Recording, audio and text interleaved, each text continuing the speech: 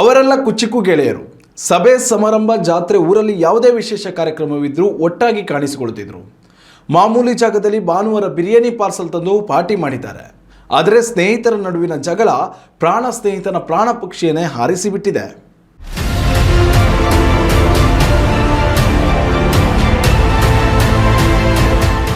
ಸ್ನೇಹ ಅನ್ನೋದು ರಕ್ತ ಸಂಬಂಧಕ್ಕಿಂತಲೂ ಮಿಗಿಲಾದದ್ದು ಅನ್ನೋ ಗಾದೆ ಮಾತಿದೆ. ಎಂತಹ ಸಮಸ್ಯೆ ಇದ್ರೂ ಪ್ರಾಣ ಸ್ನೇಹಿತರ ಬಳಿ ಹೇಳಿಕೊಳ್ತಾರೆ. ಸ್ನೇಹಕ್ಕಾಗಿ ಪ್ರಾಣವನ್ನೇ ಕೊಡುವ ಅದೆಷ್ಟೋ ಗೆಳೆಯರಿದ್ದಾರೆ. ಆದ್ರಲ್ಲಿ ಕ್ಷುಲ್ಲಕ ಕಾರಣಕ್ಕೆ ಪ್ರಾಣ ಸ್ನೇಹಿತನನ್ನೇ ಬಲಿ ಕೊಟ್ಟಿದ್ದಾರೆ. ಈ ಫೋಟೋದಲ್ಲಿರುವ ಈತನೇ ಸಂತೋಷ್ ಪೂಜಾರಿ. ವಯಸ್ಸು 30 ವರ್ಷ. ಉಡುಪಿ ಜಿಲ್ಲೆಯ ಬ್ರಹ್ಮಾವರ ತಾಲೂಕಿನ ಕೋಟಾ ಪಡುಕೆರೆಯ ನಿವಾಸಿಯಾಗಿರೋ ಸಂತೋಷ್ ಪೂಜಾರಿ ಇದೀಗ ಸ್ನೇಹಿತರಿಂದಲೇ ಬರ್ಬರ ಹತ್ಯೆಯಾಗಿದ್ದಾನೆ. ಆಕ್ಸಿಸ್ ಬ್ಯಾಂಕ್ನಲ್ಲಿ ಉದ್ಯೋಗಿಯಾಗಿದ್ದ ಸಂತೋಷ್ ಪೂಜಾರಿ ಶಬರಿಮಲೆ ಯಾತ್ರೆ ಮುಗಿಸಿ ಊರಿಗೆ ಬಂದಿದ್ದ. ಡಿಸೆಂಬರ್ 14ರಂದು ತನ್ನ ಸ್ನೇಹಿತರ ಜೊತೆ ಸೇರಿ ಬಾರ್ನಲ್ಲಿ ಪಾರ್ಟಿ ಮಾಡಿದ್ದಾನೆ. ನಂತರ ತನ್ನ ಸ್ನೇಹಿತರ ಜೊತೆಗೆ ಮಾಮೂಲಿ ಜಾಗಕ್ಕೆ ಬಂದಿದ್ದಾನೆ. ಒಟ್ಟಾಗಿ ಊಟ ಮಾಡುವ ಉದ್ದೇಶದಿಂದಲೇ ಬಿರಿಯಾನಿಯನ್ನು ಪಾರ್ಸಲ್ ತಂದಿಟ್ಟಿದ್ದಾರೆ. ಆದರೆ ಊಟಕ್ಕೆ ಕುಳಿತಿದ್ದಾಗಲೇ ಸ್ನೇಹಿತರ ಜೊತೆ ಮನಸ್ತಾಪ ಉಂಟಾಗಿದೆ.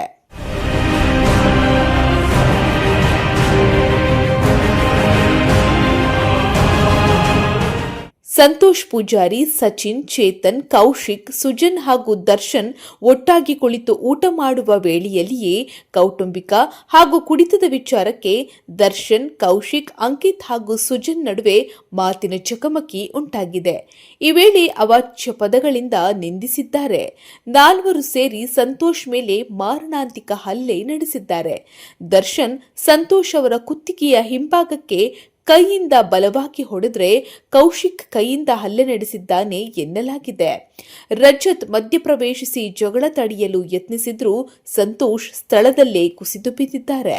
ಇವರು ನಿನ್ನೆ ಬೆಳಗ್ಗೆ ಎಲ್ಲ ಒಂದೇ ಟೀಮು ಮಾಲೆ ತೆಗೆದಿದ್ದಾರೆ. ಸಂಜೆ ಒಂದು ಪಾರ್ಟಿ ಮಾಡಿದ್ದಾರೆ.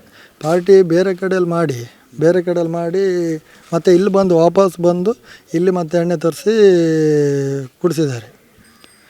ಕುಡ್ದಾದ್ಮೇಲೆ ಇವರು ಒಳಗೆ ಏನಾಗಿದೆ ಅಂತ ಯಾರಿಗೂ ಗೊತ್ತಿಲ್ಲ ಕರೆಕ್ಟಾಗಿ. ಇನ್ನೂ ಏನಂತ ಗೊತ್ತಾಗಲಿಲ್ಲ, ಯಾಕೆ ಗಲಾಟೆ ಆಗಿದೆ, ಏನು ವಿಷಯ ಅಂತ. ಇವರು ಮತ್ತು ಅವನು ಆಕ್ಸಿಸ್ ಬ್ಯಾಂಕಲ್ಲಿ ಕೆಲಸಕ್ಕಿದ್ದಾನೆ. ಯಾವ ಇದರಲ್ಲೂ ಹೋಗುವನಂತ ಅಲ್ಲ, ಅಂದರೆ ಅವನದು ಇದಾಯಿತು. ಮತ್ತು ಹೀಗೆ ನಾರ್ಮಲಿ ಎಲ್ಲರ ಜೊತೆ ಒಳ್ಳೆ ಫ್ರೆಂಡ್ಶಿಪ್ಪಲ್ಲಿದ್ದಾನೆ ಅವನು. ಮತ್ತು ಬೇಗ ಎಲ್ಲ ಇದಕ್ಕೆ ಹೋಗೋದು, ಗಲಾಟೆಗೆ ಹೋಗೋದು, ಅದಕ್ಕೆ ಹೋಗೋದು, ಇದಕ್ಕೆ ಹೋಗೋದು ಎಲ್ಲ ಅಲ್ಲ. ಅವರಿಬ್ಬರಿದ್ದರು, ಅಣ್ಣ ತಮ್ಮ ಇಬ್ಬರಿದ್ದರು.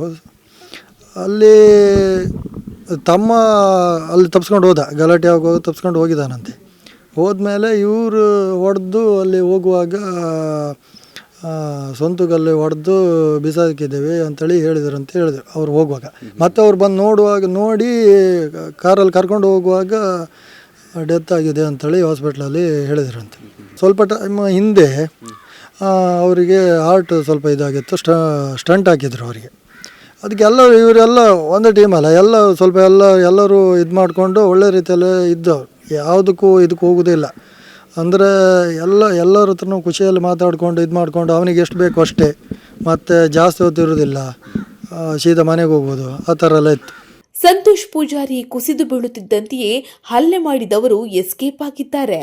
ಕೂಡಲೇ ರಜತ್, ಸಚಿನ್, ಚೇತನ್ ಹಾಗೂ ಪ್ರಕಾಶ್ ಕಾರಿನಲ್ಲಿ ಬ್ರಹ್ಮಾವರದ ಮಹೇಶ್ ಆಸ್ಪತ್ರೆಗೆ ಸಂತೋಷ್ ಪೂಜಾರಿಯನ್ನ ದಾಖಲಿಸಿದ್ದಾರೆ.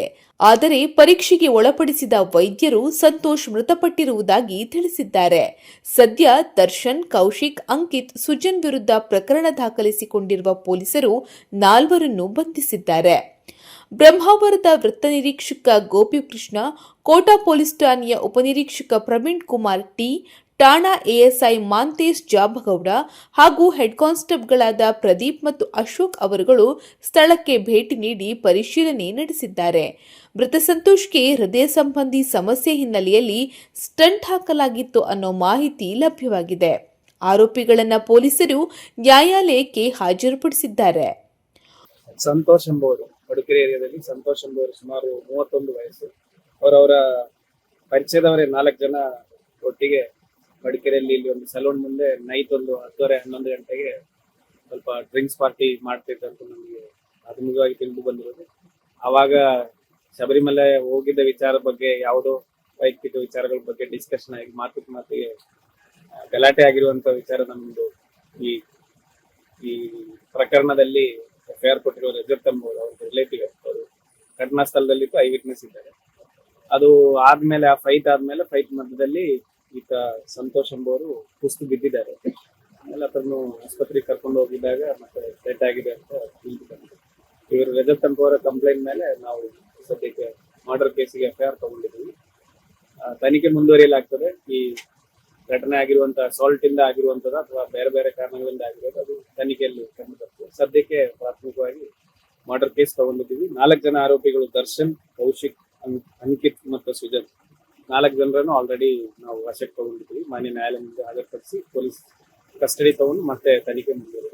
ಒಟ್ನಲ್ಲಿ ಸಂತೋಷದಲ್ಲಿ ಕಳೆಯಬೇಕಾದ ಸಮಯದಲ್ಲಿ ಸ್ನೇಹಿತರ ನಡುವೆ ಉಂಟಾದ ಜಗಳ ಕೊಲೆಯಲ್ಲಿ ಅಂತ್ಯ ಕಂಡಿರುವುದು ಸ್ಥಳೀಯರಲ್ಲಿ ಆತಂಕ ಮೂಡಿಸಿದೆ.